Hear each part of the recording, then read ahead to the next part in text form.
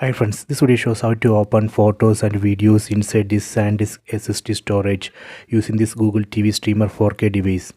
Here I am using this multi-port USB hub that is connected to this Google TV streamer using this USB Type-C cable. Here you can see one white cable, that is a power cable that is connected to this USB hub in this PD in port.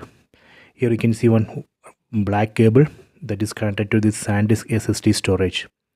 This is a setup. Then go to TV, go to Apps tab. Then we need to open one file manager app. Here I am using this Explore file manager app. You can install this app from App Store. Let me open this. Here on the left side you can see internal shared storage of this Google TV streamer. Below that you can see disk 1 TB, that is this SanDisk SSD storage. Set disk.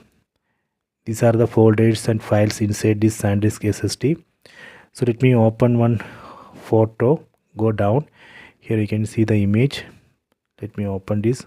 See, this way we can open a photo stored in the SanDisk SSD storage. Let me play one video. Here you can see one video file. Let me play this. See.